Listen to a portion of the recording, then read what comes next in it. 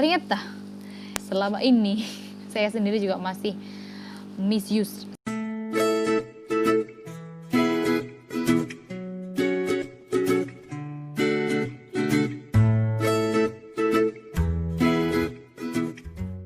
Assalamualaikum warahmatullahi wabarakatuh. Welcome back. Inilah Syarif Unisa, and today I'm going to talk about minimalist or something like that. Itu istilah-istilah kekinian yang sering sekali dipakai untuk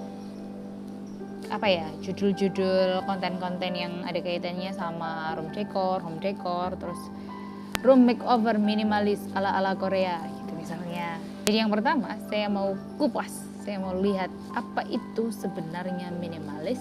Ternyata saya itu masih sering sekali salah pengertian, salah penggunaan. Jadi kelihatan begonya kan? Astagfirullah. Ya ini kan kata minimalis itu sering banget digunakan untuk misalkan gaya rumah, interior, arsitektur gitu-gitu. Padahal sebenarnya minimalis itu adalah gaya hidup dan cara berpikir seseorang. Jadi gaya hidup minimalis itu sebenarnya terinspirasi dari gaya hidup salah satu orang Jepang. Itu beranggapan bahwa semakin minimal atau semakin sedikit benda yang digunakan dalam hidup atau benda yang dimiliki, maka semakin tenanglah hidup seseorang.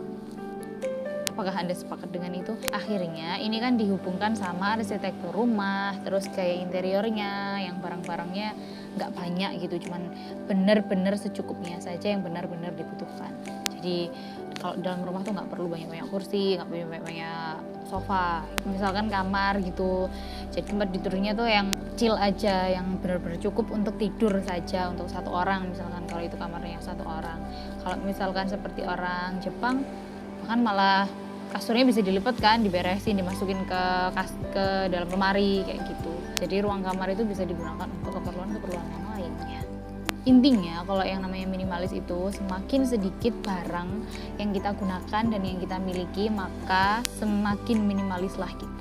Jadi minimalis itu adalah gaya hidup dimana kita tuh benar-benar sadar segala sesuatu yang kita miliki dan yang kita putuskan, baik itu barang ataupun tindakan, itu memang benar-benar yang kita butuhkan dalam hidup. Sehingga kalau yang dianggap nggak perlu ya sudah, tidak perlu dilakukan atau tidak perlu dimiliki. Itulah minimalis. Bukan berarti kalau terus minimalis itu sama dengan gaya hidup sederhana, nggak selalu seperti itu ya. Kalau orang sederhana itu pasti minimalis? Enggak. Kalau orang minimalis itu pasti sederhana? Enggak juga. Karena meskipun gaya hidupnya minimalis, misal punya barang satu, tapi itu pasti fungsinya dimaksimalkan dan kualitasnya nggak main-main. Memang sesuai dengan kebutuhan.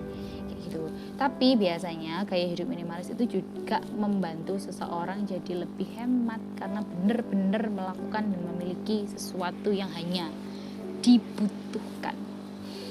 Itu tadi adalah pembahasan yang semoga saja sedikit berfaedah, karena saya sendiri lumayan sering salah menggunakan istilah-istilah itu tadi seperti minimalis, dan sekarang saya sudah lumayan tahulah apa itu maksudnya, dan semoga saja tidak salah menggunakan lagi kapan-kapan. That's all for today. Thank you very much for watching. See you in the next video. Assalamualaikum warahmatullahi wabarakatuh.